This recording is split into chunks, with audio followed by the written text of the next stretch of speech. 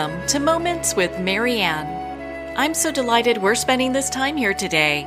We have a very inspiring show coming right up with special guest, Guy Finley, and he's here today to share with us 7 simple practices to realize your highest spiritual possibilities. Now, many of you know Guy. He's an international renowned spiritual teacher and best-selling self-help author. He's the founder and director of the Life Learning Foundation, which is a nonprofit center for spiritual self-study located in Oregon. He also hosts the foundation's Wisdom School, which is an online self-discovery program for speakers of higher self-knowledge. He's also the best-selling author of The Secret of Letting Go and 45 other books and audio programs that have sold over 2 million copies in 26 languages. Guy is now offering online classes every Wednesday evening and Sunday morning. These classes are free to all and have been attended by hundreds of students throughout the world. So let's welcome to the show, Guy Finley. Oh, thank you, Marianne, and thank you for the opportunity to share these ideas. What an honor it is to have you here again. I know that you're just such a wealth of information, and I've learned a lot from you. I understand that you are teaching on 7 simple practices to realize your highest spiritual possibilities. What is that all about? Well, first, to put it in its proper context, when COVID came, we had to obviously close the foundation and put a temporary hold on all of our in-person meetings. So we took everything online, and what a great thing that's turned out to be, not COVID, but the immense way in which we were able to reach out and touch more and more people around the world with these free online classes that we've been holding, which we'll talk about later. But once a month, Marianne, we kind of bring everything together into a specific topic, something that usually ties together what we've been working on up until that point. So what I wanted to do for this month was bring together 7 simple practices, basically a way in which an individual can take their everyday life and sow into what they do with their friends, family, at work, or wherever they may be, sow into that practical set of affairs a spiritual seed that would allow them to not just be better at what they do and strengthen their relationships, but at the same time strengthen, if you will, their understanding of themselves and how they can use everything, literally, in order to bring about this improvement, this better life that all of us know we're meant to have, but that seems so elusive. Do you find that people right now are maybe feeling like it's wrong to believe that, they can hope for the best for themselves just because of everything we've been through? I do, but as you know, quite counter to my teachings, everything that happens to us, we have no control over the events themselves, but we have absolute authority over the way we experience those events. And as far as I'm concerned, the real spiritual work on this planet has always been to empower the individual to begin being able to process the usual unwanted moments into something that perfects the person able to use those moments for the purpose the event comes. In this instance, and really in all instances, there is no event that comes to us that doesn't reveal to us something about ourselves. It's really that simple. In a kind of easygoing way, we know it's true. How do I learn about myself? I learn about myself through my relationships. At the supermarket with my husband, my wife, my children, my dogs. For me, with the deer and the wildlife up here where I live. Every moment, if we're present, is actually a lesson born of a revelation through that relationship. So why would that change just because something as global and obviously horrible in one respect as the COVID? And yet, for those who are capable or willing, which is why I'm presenting these 7 practices, we can learn how to use these moments to come into them one order of human being and leave another order. Literally be changed, transformed by the proper way of perceiving these things that formerly we reject as being problematic. Wow, that's so powerful. Yeah, I just can imagine people attending this class with you, just how much that they're getting from that. Well, wouldn't it be, look, what if all of us, to whatever extent it's true, what if it was just an idea that was in the world? That the things that we fear, the things we worry over, are a product of a level of consciousness that doesn't know what to do with the moment, and this is key, that it names. That consciousness, our consciousness, gives the moments in our life the names they have, not suspecting that the name that we give any event is backed up by a host of conditioning, literally a book of content of past painful experiences with that name. So if we look out and we say, oh, look at this, there's no hope. Well, the minute the thought comes, there's no hope, first, that means that something in us despairs because what we see has nothing in it other than what we're giving to it. So if I can just be awake enough to realize it isn't more power that I need. What I need is to stop agreeing to be powerless because I'm unconscious to my own mind, my own heart, my own body. So these exercises are designed, all spiritual work is designed to help awaken a man or a woman to the point where they start to realize that the fear I feel toward any moment does not exist without negative imagination. So that whatever it is that I'm afraid of, it is the spawn of a level of mind that first named the event and then feared the thing it named, which when we can see it at once, liberates us. How empowering is that? And I think, overall, that's where people really want to be with their spiritual practice. And it seems like a lot of people are really searching for that now. One can only hope so. In one respect, Marianne, we look at the world, and I'm not, by any stretch of the imagination, anything even remotely like a political person. As far as there are no political parties in heaven. Yeah, thank goodness, right? Yeah, but see, we don't grasp this idea that the world that we're seeing at odds with itself and placing everyone against everyone else is the machination of our consciousness, and that this consciousness, unattended by the kind of awareness that we are intended to be able to develop and live from, can only do one thing, which is set itself against something else. Listeners, if you look at your day, by and large, you will see, if you can do it impartially, that our day is basically made up of a set of binary actions. I'm mostly wishing things weren't the way they were, and that's occasionally punctuated by a pleasure or something that I wish it was. So I'm divided up into someone who only knows how to be for or against the moments that appear in my life. Well, what if the events that appear in our life have nothing whatsoever to do with creating this sense of self that's afraid or that's emboldened?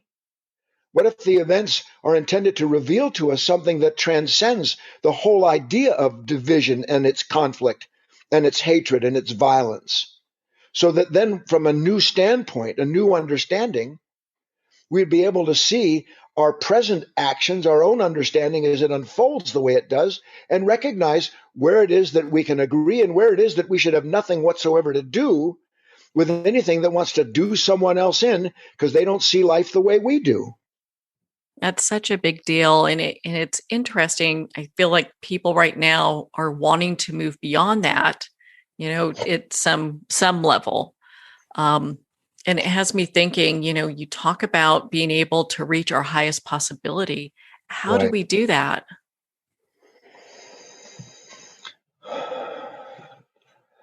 You know, men and women have been talking about this for how long?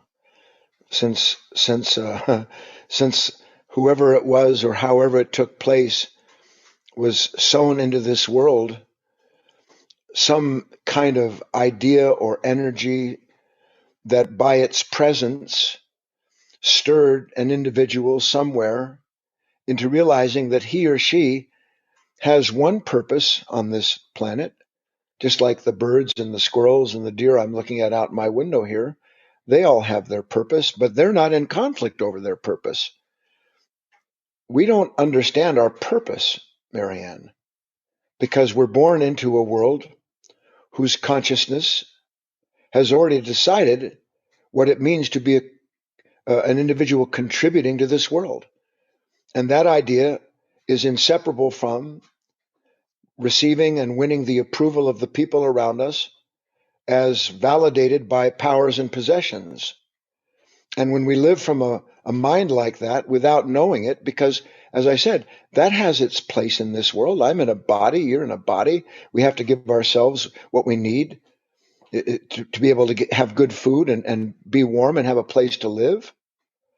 But when we talk about our highest possibilities, the context has to change if we're going to actually achieve any new understanding. And in this instance, the context of higher possibility is not about becoming a recognized name or a powerhouse on this planet, but rather has everything to do with transcending, awakening to, and transcending those parts of us that only know how to look out at the world like that. I mean, how many times in our day do we mechanically turn on the television, look at a financial statement, think about someone in our life, and through that association of thought and the context that that thought brings, decide what the content of our day is like? So that it isn't really we at all who determine what our day will unfold like. It is laid out for us by a certain level of consciousness that's already determined what's good and what's not bad and what's bad. So our highest possibility begins with seeing through that there is no possibility in that consciousness. It isn't that it's thrown out, but that we see it has a purpose at a level. But that purpose in that level does not serve our highest possibility, Marianne. So the first task is to recognize that and to understand that the dissatisfaction that we feel, and all of us do, at its root is a divine dissatisfaction because we are not fulfilling the purpose, our highest purpose on this planet. Wow. And it's so important, like what people how they're perceiving things and how they're viewing things, how that changes everything in their life if they make Yeah. these small shifts. Yes. And it is, in one respect, it seems like a small shift. But when we actually can see something about ourselves, and this is pretty key. I just talked about this yesterday in our Sunday webinar. When I can see something about myself and it's not pretty, and I don't excuse it, in that moment, that light of awareness, call it what you will, God, the divine, Christ, Buddha's nature, makes no difference to me. In that moment, that light instantaneously acts upon what could not see itself before that moment. None of us would act against ourselves, hurt another human being, let alone compromise our own health, however that may be, if we were conscious of the fact we were doing it. So for most of us, that awareness, what we call awareness of how we've hurt ourselves, usually involves some kind of retrospection where we look back and wish we weren't the way we were. But God knows most of us have been wishing that we weren't the way we are for like 1 billion years, and we still are the way we are. So the task isn't to have a retrospective life, but to have an introspective one in the now, present fully to what is acting, not trying to judge, control, or otherwise redirect the appearance of that actor, but allowing the awareness of that character, of that consciousness, to do what it is intended to do, which is to first help us see it in that seeing a certain kind of conscious separation, dying to it, and in that the release from that nature so that we can go on and begin to realize, again, what our next highest possibility may be. Is it part of the practice to kind of get to this point where you're releasing fear? Is that a good place to start? Well, in this instance, it's not so much because this is how most of us think about fear, is that I'm afraid and now I'm going to release the fear. As if in the moment where I'm suddenly fearful, there is a me that's not. But if there was a me that's not fearful, then I wouldn't be afraid. So the fact is that the real release of fear is born in the moment when an individual realizes that I am being pushed here. I'm being told, shoved. Something is directing me to do something about this fear, including the idea of I'm going to let this go. But how can I let go of fear when I think the fear I'm letting go of is the event? The event is not the source of our fear. We cannot hope to change the world we see until we change the way we see it. That's what, when Christ talked about metanoia, a new mind, all the teachings in the East having to do with recognizing this mutual dependency, all of that has to do with bringing us to a point, Marianne, where in that moment where we feel the fear, our attention is reclaimed. That's always the first action. Not to let something in us attend to what it says will get rid of the fear, but rather bring our attention back into ourselves so fully, so mindfully, that we recognize, well, let's see, now I'm afraid, I feel this fear about this news, but if there weren't something in me, an image, an identity, something that I was dependent on that says that can't be like that, I wouldn't feel the fear. So the fear doesn't exist without the fearful self. And the fearful self is a mechanical, conditioned construction. Literally, we're born into it, this consciousness. And the task isn't to dismantle it any more than the sunlight dismantles an iceberg. The sun acts on everything and changes it through its action. And that's what this awareness and these practices are intended to do. Simply awaken us sufficiently enough to be present to the whole of ourselves. And in that little glimpse, that light, like you alluded to in the beginning, that glimpse begins to change everything, because for a split second, we're no longer identified with our own reactions, our own fearful reactions, I might add. Well, I know you talk about letting go as part of this. How does that kind of weave into all of this? Yeah, good question. See, again, we think letting go, like let's say somebody really hurt me. And so and it hurts, and I'm captured by it. I'm in conflict. I'm thinking about ways to make them see they were wrong, and all the things that happen in human relationships at this level. And then I actually start to understand. Well, is this pain that I'm feeling? Is the right question, how do I let go of them? Or is the right question, what is it in me that believes no one should ever be or do anything that goes against my wishes? See, we change the arrow of attention that way, Marianne. So that instead of looking at the thing I need to let go of, the person, the relationship, my attention goes to the consciousness that's attached to or dependent upon that person or that circumstance in order to validate its identity. And when we start realizing I can't have a problem with the world that doesn't begin with an identity crisis, then I know where my attention needs to go, to this machine, to this consciousness that makes an identity out of everything that doesn't suit it. That is, I'm just in awe about what you just shared. I think it's so powerful. And a lot of times people just don't really, connect the dots with that. Exactly. That's perfect, Marianne. No, you remember in school, you remember that you connect the dots and you start with a bunch of dots on a page and you Hmm. connect the dots, and then out of that would come an eagle or a lion or something like that. That is exactly what we're talking about. Each new bit of light that we allow to reveal within us what has been concealed within us is a healing, because the healing is the integration of that consciousness that begins to see where it has secretly been set against itself. So the whole thing becomes a giant letting go job, but not letting go of what we don't want, letting go of this nature that comes into the moment so obsessed with what it wants because it believes it's no good without it. Wow. That is just amazing. And I love how you share this and you're just so knowledgeable. It almost feels like in many ways that you're, channeling this because it's just so powerful. When you are working with people, do you find that a lot of times they're just searching for the same thing and that's why this class is so popular? Absolutely.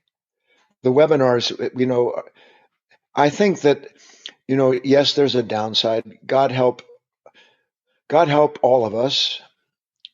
The economic crushing, the loss of jobs, certainly the health of those that we've lost, the the nightmare of authority, uh, all of the things that are taking place have caused, on one hand, as I said, something that's painful and difficult, but on the other hand, a real questioning of our values. Like, what is it that I really value?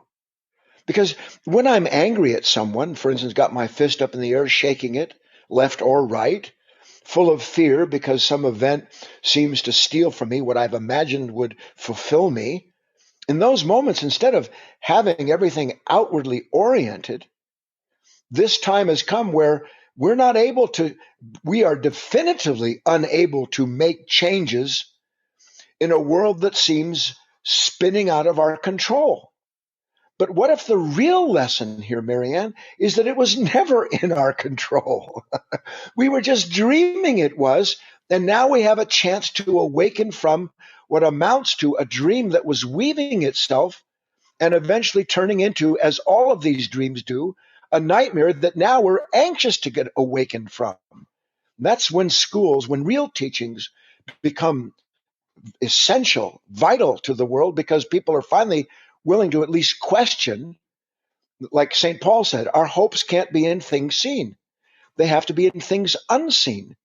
Well, I can't even consider that until I finally recognize that everything that I see that was supposed to fulfill me is actually the source of my pain right now. So how can that be possible? Then there's a shift. It begins in our consciousness and gradually works its way out into the world, God willing. Well, you started the discussion about values. What if somebody doesn't even know what their values are? Where did they go from there? Well, look, and you and I are friends. We've talked about some of these things before. And without honesty, we're dead in the water. Not just in the physical world. Forget that. In the spiritual world, without honesty, self-honesty, there's no even remote possibility of discovering and perfecting our highest possibilities. Why? Because what's imagined can only be changed into something else that's imagined. And the only thing that works to change what's imagined is something that's equally imagined. So we have to have our spiritual feet on the ground. And that requires this kind of honesty, where we start to realize, if we're willing to, again, be honest enough, what do I do every day with my life, Marianne? What's most of my time spent dealing with? And the honest answer is me. I'm I'm consumed with me, and what I call me can't really be me, because why would I place all my values on something like that the world has to work out like that when it doesn't, and it makes me a victim? So would I ever feel like a victim and make myself that? Or are my values misplaced because my understanding of my life is misunderstood? See, that's why when we talk about these ideas, the truth will set you free, we're really describing what happens as we wake up and realize that unless I find some value in revisiting a past that's painful, why would I do it? Unless there's some value in being afraid, why would I entertain fear? Unless there's some value in cutting someone off or wishing that their car would go off the road when they tailgate me or cut me off, unless there was some value found in violence and in retribution, then I wouldn't do it. So if I can start to understand, God help me, something in me finds value in resentment. Something in me finds value in wishing ill for others. You know what, boy, when he wait till he sees how wrong he was, and maybe he was for doing what he did to me, it doesn't matter. What matters is our soul. What matters in those moments is what is it that I am giving to myself, believing that that's the most valuable thing there is. And if I actually start waking up and seeing that living with fear, resentment, excusing negative states is the value system of the thing that's victimizing me, not leading to victory down the road. Well, and that's really interesting because you really have to, you know, people really have to pay attention to where they're putting their attention. Ah, Otherwise they are just stuck. yes, perfect. Here's a little idea that we can all write down if we want, that just uh, puts a little maraschino cherry on the sundae that Marianne just said. As goes our attention, so comes our experience. As goes our attention, so comes my experience. There is no experience of life that doesn't begin with me attending to it and then defining it. Another little poem when it comes to conditions you don't want. You name it, you claim it. You name the moment fearful, you were just claimed by that fearful self. You name the moment as something you have to do to make sure someone suffers for what they did to you. You just claimed suffering. And as we can see, this presently invisible duality that we live from, the very observation of this conflicted nature is the beginning of integrating it, because now it will see, I didn't know I was acting against myself. I had no idea that judging another human being begins with fear. You can't judge another human being without fear, period. But I don't think I'm afraid when I judge someone, because I'm so identified with the sense of superiority that it never even dawns on me that I'm suffering and that the suffering is what judges someone. So the task isn't to judge others. As Christ said, why do you point out the mote in that person's eye when there's a beam in your own? All of those teachings are referring to this reversal of our attention, this turning around within ourselves, and beginning to not just be aware of what this new knowledge points to, but practicing it, acting on the knowledge, so that we're gradually awakened into a state where we cannot contradict, let alone bring conflict into our own life. What a great place that would be. And do you feel like the whole reason we're here is to really have spiritual freedom and walk that path? Yeah, I realize we're going to lose a bunch of people right now. See, most of us think we're here to be served. You look at your life, you want to get money, you want to get power, you want to get possessions, you want social authority, you want your dog to do exactly what you want him to do, or you yell at him if he doesn't. We're not here to be served. That's just a part of our life. We're here to serve. If we look and see and understand even remotely some of the older teachings, The Hermetic teachings, as above, so below, as within, so without. We're able to look out at the world around us and realize there is nothing in creation that doesn't depend upon everything else in creation. There's no individual creature that doesn't rely on every other individual creature in this beautiful matrix of scale.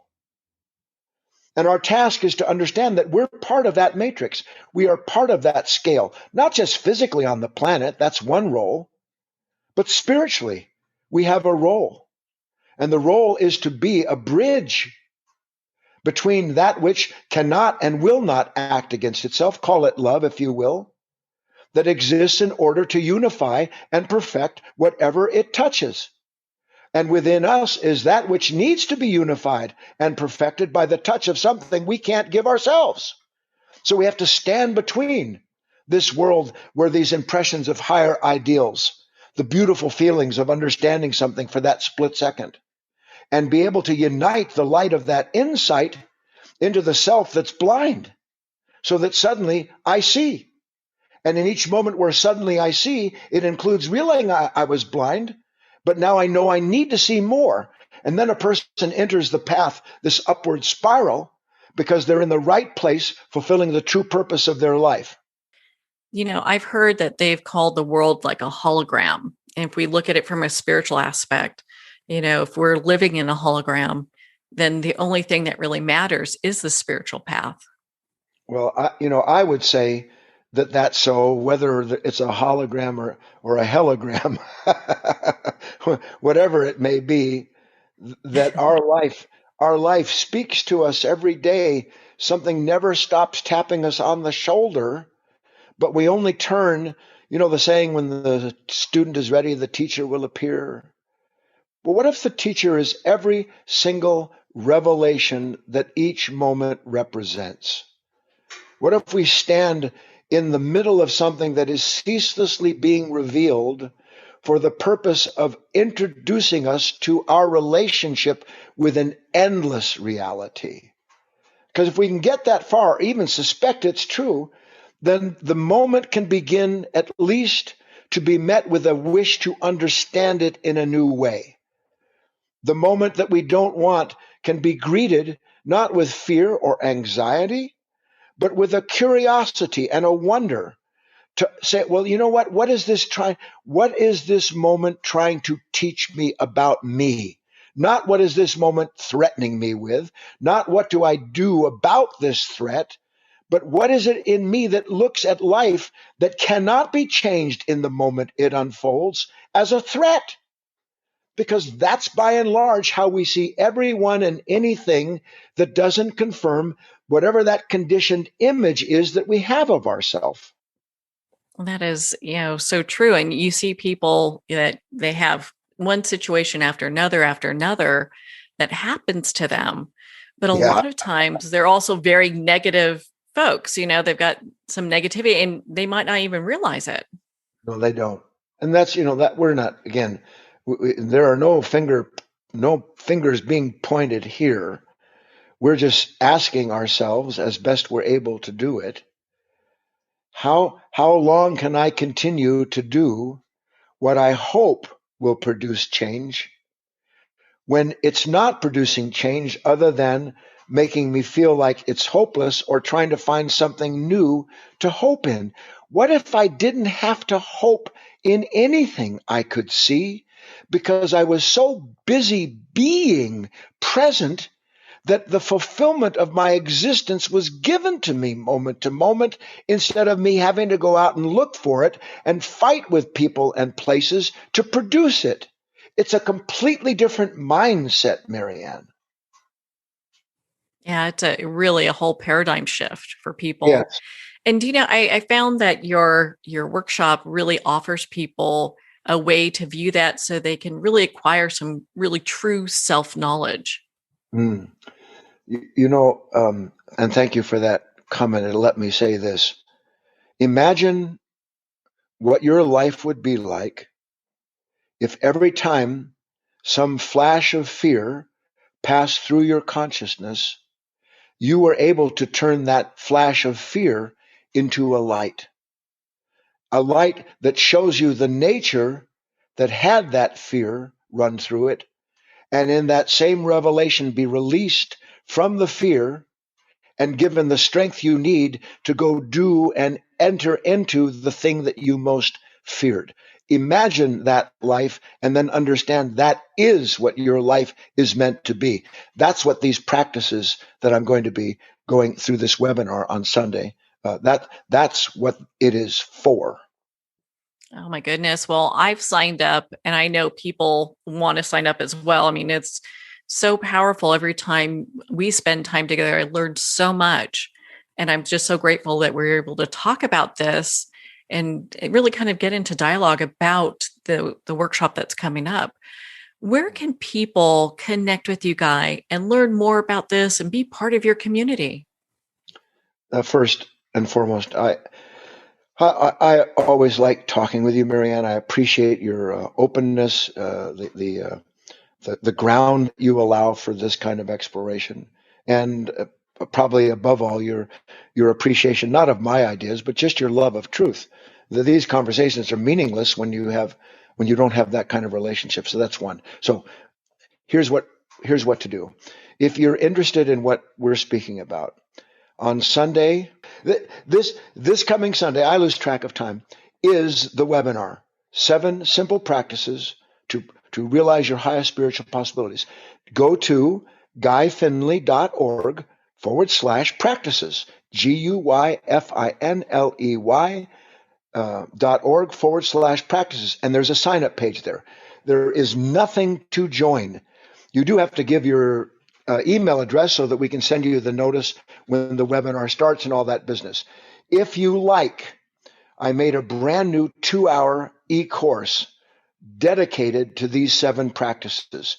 It's 2 hours. It includes a transcript. And if someone would donate $10 or more for the 2-hour e-course, then you get it before the event takes place. I want to repeat, the event is completely free, but if you want the e-course and the transcript, then please make a donation at guyfinley.org/practices. All of the talks online are free, and you'll be able to learn more about that when you go to the /practices URL. Well, I know this workshop is going to be extremely powerful for a lot of people personally. They're going to have that personal transformation. I've always found that with you and your books, Relationship Magic, that's actually still on my desk. Well, Guy, thank you so much for taking the time to be on the show with us here today. It was my pleasure. It goes too quickly, but that's life. We accept it. We surrender. You be well, Marianne. Take care of yourself, and I look forward to speaking to you again when it's appropriate. Well, thank you, Guy. I cannot wait for our next inspiring discussion. Again, if you'd like to connect with Guy Finley, you can at guyfinley.com for more information. There's still time to sign up for the workshop, 7 Simple Practices to Realize Your Highest Spiritual Possibilities, that's taking place tomorrow. Well, we're at the end of our time today. I would like to thank everyone for tuning in. You're listening to Moments with Marianne. And remember, make every moment count.